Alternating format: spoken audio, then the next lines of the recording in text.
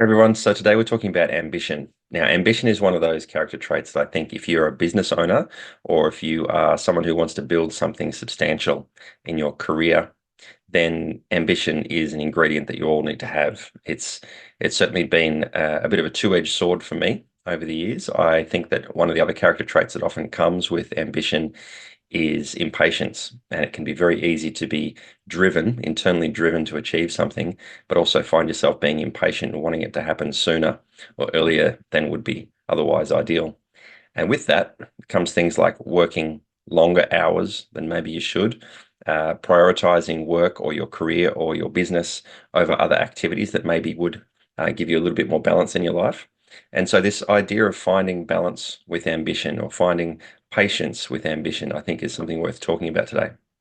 Speaking from experience, having started and run and grown a number of businesses over the years, particularly in the early stages of growth of a business, if you're really driven, if you're really passionate about building something, then you'll often find yourself with this kind of internal, relentless pressure.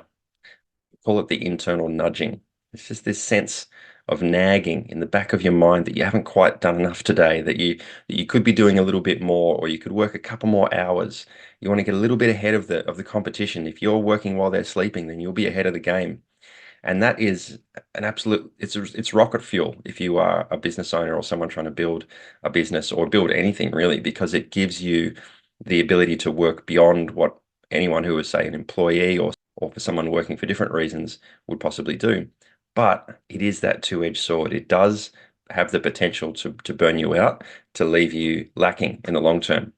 And so really trying to find that balance with that internal sense of I could be doing more always, which is useful, but managing that with patience, managing that with a view for the long game.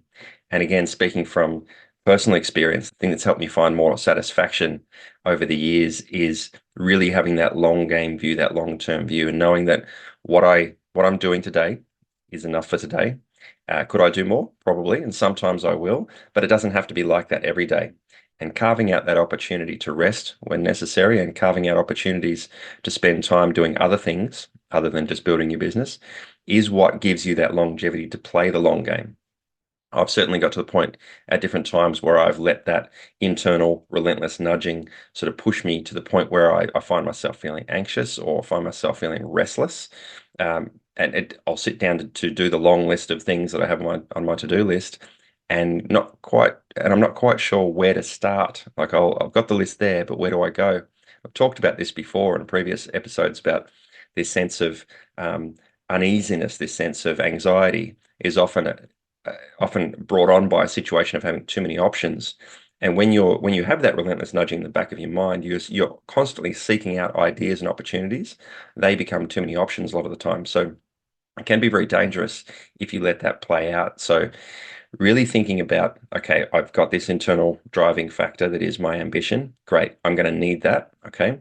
And then also recognizing that it's a set of scales. And if the scales tip too far, and I don't have enough patience on the other side, then and I think we all will find ourselves feeling a little bit lost, a little bit aimless, and again restless, unable to move forward as effectively and maybe as efficiently as we'd like to. So, as a business owner and an employer of a team of people now, one of the key things that myself and my wife Gabby, who's responsible for our HR in the business, is to monitor our staff, our team members, and make sure that they aren't doing those things that I've just been talking about, and make sure they aren't overworking, overcommitting, putting too much time and effort into the work that they're being paid to do. And of course, as a business owner, that can sound counterintuitive because we want people to really commit themselves to the role. We want them to work hard on that role and get the most out of them. But again, if we have to do these things to make sure that we are managed well, then we should be trying to do that for our team members as well. And so we're often telling our staff and our team, take extra days off here when necessary, have a short day when required, make sure you're getting time with the family, make sure you're getting time outside, exercise, eat well, sleep well, try to do all those things. And then it's often important to say those things to the mirror as well and say, am I doing that for myself? And so we give this advice, right? We give this advice to the people around us, and we all know it's good advice because we hear it and we give it all the time, not just in the workplace, to our friends and family as well. But we have to recognize, particularly if you are the person who is a business owner, or if you're a leader, or if you're trying to build something substantial out of your career, then it would be very easy to let that set of scales tip and for the ambition to get out of control to the point where you don't have that balance, which is absolutely essential for you to be able to play that long game. Now, I will say there's another side to this, which is if you do have, like me, that internal relentless nudging that you could be doing more, you should be doing more, there's time, you can make time, you can fit this in, then it is, I believe, in my own humble opinion, it is okay to let that out occasionally because what it does, it gives you the opportunity to have the evidence that you can do more if you need to. Okay, so what I'm talking about here is the situations when you are otherwise tired, when there's other factors pulling you away from the thing that you might be needing to do in your work or in your career, whatever it might be, when other people would go, look, I'll just leave that till tomorrow, I'll get to that next week, that's okay, I'll put it off for now. But knowing that if you have to, if you must do the thing, you can make it, you can get it done. And I've sat down at my computer to work and I've sat there and the sun's gone down and the sun's come up and I've still been there because I've been really engrossed in the thing. So I know it's possible. Now, is it a good idea to do it all the time? No, absolutely not. You need to have that patience. You need to temper that ambition with patience.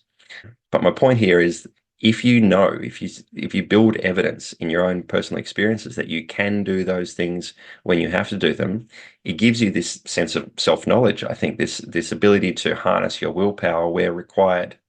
And I was listening to a podcast recently by Andrew Huberman, and he was talking about a recent discovery. There's actually quite a lot of research coming out around a part of the brain called the anterior mid-cingulate cortex. And the interesting thing about this part of the brain is that when people do things that they don't want to do, so when they use their willpower to go against their natural instincts to sort of rest, stop, avoid discomfort, then this part of the brain grows. And the longer they continue to do things that they don't necessarily want to do or enjoy doing, the longer that part of the brain holds its size and continues to grow. They also found that people who are overweight tend to have a smaller anterior mid-cingulate cortex. People who don't exercise, don't push themselves, and live an otherwise overly comfortable and maybe unchallenged, undisciplined life tend to have a smaller anterior mid-cingulate cortex. And interestingly, people who live a very long life tend to have a large one. And so while original thinking around this was that maybe this thing is the actual seat of our individual will, now there's a thought that maybe this part of the brain is actually our source of will to live. So it's doing the things that we don't want to do actually makes this thing grow. Now, Andrew Huberman gives a good example of like if you don't like doing ice baths, right, which is a thing that a lot of people are getting into now because they're uncomfortable. We know that they have health benefits, but if you don't like doing ice baths and you do them, this part of the brain will grow. But if you get to a certain point where you start to look forward to or enjoy that thing, well, then it stops growing. In fact, it will shrink. So you have to find something new. That's frustrating in that if you want to develop this part of your brain, you have to keep finding things and doing things that you don't enjoy, that you don't want to do. But when that part of the brain is well developed, you can tap into that and you can access it when required. And that's my point here is if you have evidence that you can do those things when required because you've done them before, you can use that evidence in the future. So when your internal drive is a little bit lacking or a little low, you can tap into that part of the brain that has the evidence, has the historical knowledge of you being able to push harder when required. And so if you're tired, if you're fatigued, if you don't feel like you've got the right resources or support from the people around you, you can go, no, no, I've been here before. I know I can do this. And I think when we talk about ambition, a lot of the time it's okay, it's a sense of I want to achieve something or do something, but you also need something behind that that tells you this is possible for you. Ambition without that internal historical knowledge can often leave people just kind of floundering, like, I want something, I'm not quite sure how to get there though. With that ability of knowing that you can take action when required, even when it's difficult, even when things are stacked against you, and even when you don't feel like doing it, your ambition now has fuel. It has the resources to tap into your internal memory to be able to say, I can do this if required. And I think that's a really cool piece of neuroscience to understand is that that's part of your brain that grows larger when you do the things that you don't necessarily want to do or enjoy to do. And that part of the brain can be a resource for you when your motivation is not great, when your energy levels aren't great. And so coming back to my original point of, ambition, yes, we need it. Patience, absolutely. That is the temperance. That's the thing that helps us manage the ambition and helps keep our body and our mind in a healthy state so that we can let the ambition play out. And along the way, if we can have these experiences that are difficult, where we've pushed through things that we didn't want to do, that we didn't enjoy doing, we also build this internal memory, this internal reference point where we can say, okay, I've got the ambition, I've got the patience, and whatever comes along the road, I know I've got the resources to be able to push through those challenges because I've been there before and I've come out the other side. So if you're an ambitious person, you've got big goals and you want to achieve something in your business, in your career, in your sporting endeavors, in your family life, and whatever it might be, recognize that ambition is important. It's the thing that gets you moving. It is the thing that will keep you going. But you need to have patience. You need to have that long game view. And along the way, every hard day, every action that you take, every activity that you do, that is something that you don't enjoy, something that you find tedious, that you find difficult, you find challenging, that will build your internal reference point. It will build the part of your brain that will be your internal resource to help you move forward when things get tough. So I hope you can find confidence with that knowledge, and I wish you all the best with wherever your ambition is taking you.